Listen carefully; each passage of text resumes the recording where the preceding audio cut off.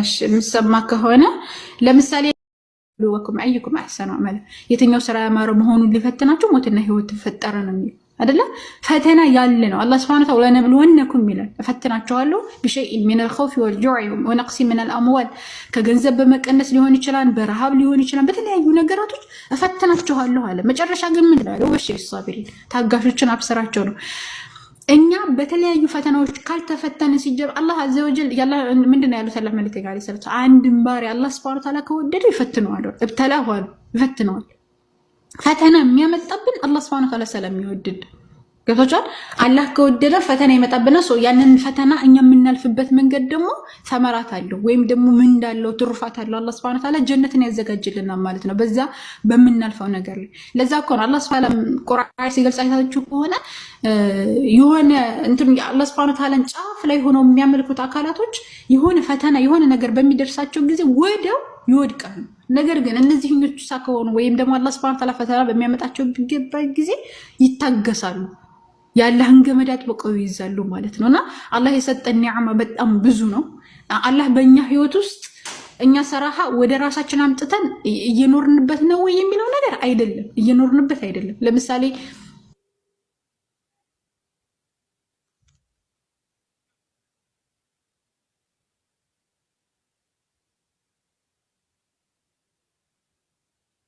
ኦኬ ዝም ስል ደግሞ እንዳይዘጋን እሺ ኮፒ ሊንክ አድርጉ ውድ እህቶች።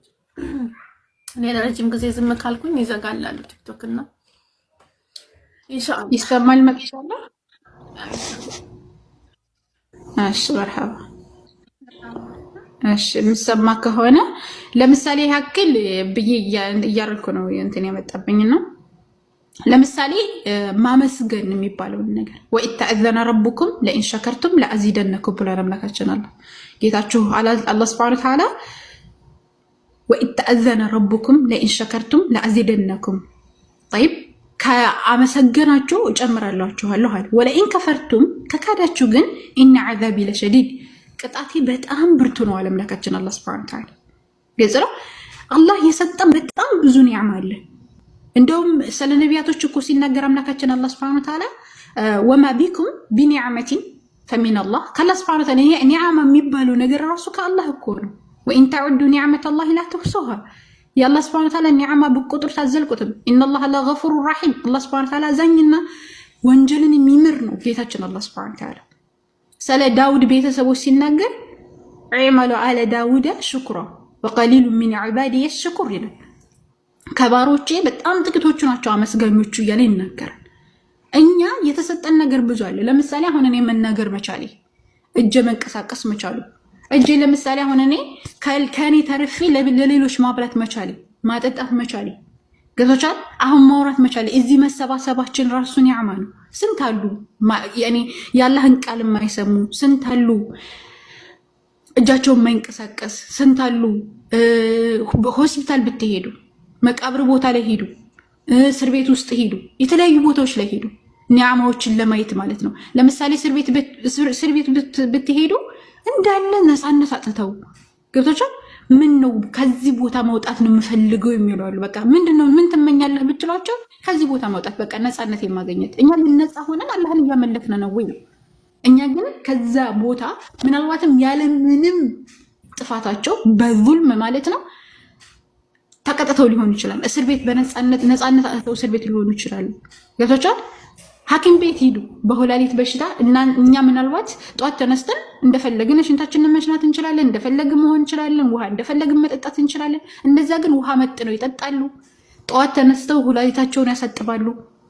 ገብቶቻል። ያን እጃቸው እንዳለ መቼ ልሞት የሚል ነገር መጠባበቅ ላይ ናቸው። ገብቶቻል። የካንሰር በሽታዎች የተለያዩ በሽታዎች ላይ የሚሰቃዩ ሰዎች አሉ። እኛ ግን አላህ Subhanahu Wa Ta'ala ጤናን ሰጥቶና አልሐምዱሊላህ ረቢል ዓለሚን አላህን በትክክል እየተገዛን ነው። ጌታችን እኛ ዘንድ ያለው ቦታ ምንድነው? አላህ Subhanahu Wa Ta'ala የፈጠረብን ዓላማ ምንድነው? ዓላማው እኮ ምንድነው? ወማ ኸለቅቱል ጂነ ወል ኢንሳ ኢላ ሊዕቡዱን አይደል? አላህ ሰዎችንም ጂንንም የፈጠርኩት እኔም በብቸኝነት ሊገዙኝ ነው አለ አይደል? እንዳላህ መልእክተኛ አለይሂ ሰላቱ ሰላም እንወዳለን ወይ? ራሳችንን መጠየቅ ነው። አላህን የምትወዱ ከሆናችሁ ተከተሉኝ አይደል? የአላህ መልእክተኛ አለይሂ ሰላቱ ሰላም ያሉት አላህን ከወደዳችሁ ተከተሉ። የአላህ መልእክተኛ አለይሂ ሰላቱ አላህ መውደድ ማለት መልእክተኛውን አለይሂ ሰላቱ ሰላም እግር በእግር መከተል ማለት ነው። طيب አላህ Subhanahu Wa Ta'ala በዚህ መልኩ ያስቀምጣል። እና አላህ ምን ያክል እያመለክ ነው ዚክር እናደርጋለን። ምክንያቱም እኛ አላህን እንወዳለን፣ አላህ ከኛ ጋር ነው፣ ወይም አላህ የሆነ ነገር ኒዓማ ውሎልና ስንል እኛ ዘንድ ምን ያክል አለው አላህ ቦታ አለው። ጧት ማታ እናውሰዋለን። ወመን አዕረض عن ذكري ለነምለካችን አለ ከኔ ዚክር እኔን ከመውሰድ የራቀ ሰው فإن له معيشة ضنكا የተጣበበን ህይወት አኖረዋለሁ። ወነሕሹሩሁ የውመ ልቅያመቲ አዕማ የትንሣኤ ቀን ደግሞ እውር ሆኖ ይቀሰቅሰናል። ቃለ ረቢ ሊማ ሐሸርተኒ አዕማ ለምንድን ነው እውር አድርገህ የቀሰቀስከኝ? ወቀድ ኩንቱ በሲራ እማዬ እኮ ነበርኩ ይላል። ነገር ግን መጨረሻ አያቶቼ አናቅጾቼ መጥተውልህ ነበረ፣ ነገር ፈነሲተሃ ይላል። ረሳት፣ እምቢ አልክ፣ ኮራ። ግልጽ ነው። ወከዛሊከ የውሙ ትንሣኤ ዛሬ ደግሞ አንተ ዱንያ ላይ እንዳደረገው ዛሬ ትተዋለህ ይባላል ማለት ነው። ገብቶሻል? እኛ አላህ Subhanahu Wa Ta'ala እናወሳለን ወይ? አላህ እኛ ዘንድ ያለው ቦታ ምን ያክል ነው? ዱንያን እንደምናባረረው ያክል እንኳን እንደ አላህ Subhanahu Wa Ta'ala ቦታ እንሰጣለን። ጧት ማታ እናወሳዋለን። ሰላታችንን በስነ ስርዓት እንሰግዳለን። ጾም እንጾማለን። አሁን የጾም ወቅት ነው። ባይዘው ሻዕባን የጾም ወቅት ነው። ያላህ መልእክተኛ አለይሂ ሰላቱ ሰላም አብዛኛውን የሻዕባን ወር ይጾሙ ነበር። ወደ 28 ቀናቶችን ይጾሙ ነበር። ዛሬ ውሏችን እንዴት ነበር? ፈዝኩሩኒ አዝኩሩኩም አላህ ለምለካችን አለ አስተውሱኝ አስተውሳችኋል። ወሽኩሩሊ እኔም ብቻ አመስግኑ፣ ወላ ተክፍሩን አትካዱኝ አለ ሱረቱል በቀራ ላይ። ፈዝኩሩኒ ያኒ አውሱኝ ማለት ነው፣ አስተውሱኝ ማለት ነው። አዝኩሩኩም እኔ አስተውሰው፣ ወሽኩሩሊ ወላ ተክፍሩን። ወወሰይና الانسان بوالديه حملته امه وهنا على وهن ካለ በኋላ وفصاله في عامين ان يشكر لي ولوالديك ان يشكر لي የቀደሙ ይሄ ነው። እኔን ብቻ መስግን ነው። ከዛ በኋላ ወሊዋሊደይክ ቤተሰቦችህን ኢለየል መሲል። طيب الله سبحانه وتعالى من ያክል እያመሰገኑ وضرب الله مثلا قرية ለምለካችን አላህ የኔ የኒዓማን አለማመስገን አላህ سبحانه وتعالى በቤታችን ወይም ደግሞ እኛ ዘንድ አለማኖር የሚያስከትለው ምንድነው? قال سبحانه وتعالى وضرب الله مثلا قرية كانت آمنة وضرب الله مثلا الله سبحانه وتعالى مثال يدرك قرية عندتن كتما كانت آمنة سلام يهونش أجر نبرش مطمئنة አማን የሆነች ሰላም የሆነች የተረጋጋች አማን የሆነች ሀገር ነበረች። ይሄ ብቻ አይደለም ያቲሃ ሪዝቋ ይመጣት ነበረ። ረገደን ያኒ ሚን ኩሊ መካን በሁሉም ቦታ ሪዝቋ ይመጣላት ነበረ።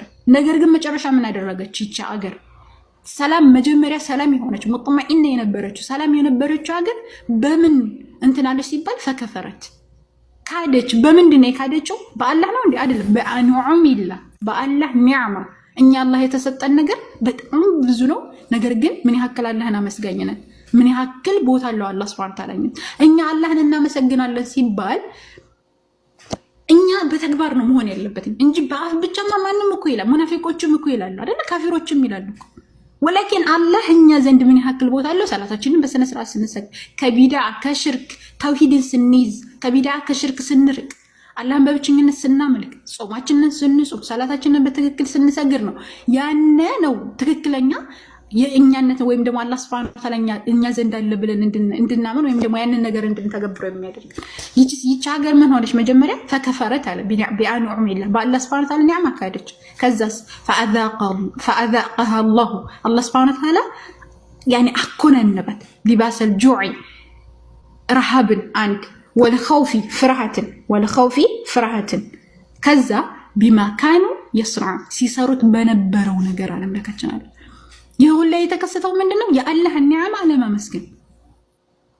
አላህ Subhanahu Wa Ta'ala ከሱረቱ ዱሃ ላይ ያላህ መልእክተኛ አለይሂ ሰላቱ ሰላም ወአማ ቢኒዕመቲ ረቢከ ፈሐዲስ ይላቸዋል አይደል? በየጌታህ ኒዕማ አውሳ ተናገር ይላቸዋል። ፈሐዲስ አላህ Subhanahu Wa Ta'ala በጣም ብዙ የሰጠን ኒዕማዎች አሉ። በጣም ብዙ ማለት ነው። ስለዚህ ልናመሰግን አላህ ወደኛ ልናመጣ ቦታው ምን ያክል ነው እኛ ዘንድ የሚለውን ነገር ልናይ ልንገነዘብ ይገባን ነው። በጣም ብዙ ነገራቶችን ማንሳት ይቻላል። ነቢያቶች ሁሉ አመስጋይ ባሪያዎች ነበሩ።